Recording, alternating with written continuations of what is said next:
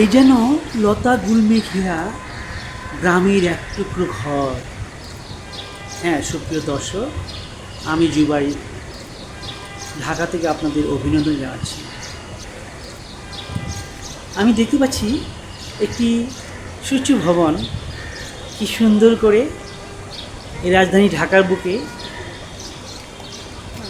লতা, গাছপালা, গুল্ম গাছ বেষ্টিত করে রেখেছে সবুজে ঘেরা এই বাড়িটি।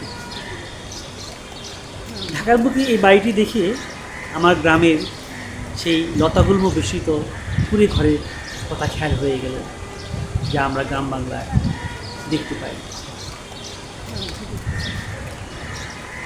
আসলে মানুষের ইচ্ছা থাকলে এভাবে এই কংক্রিটের শহরেও কিছু সবুজ গাছপালা নিয়ে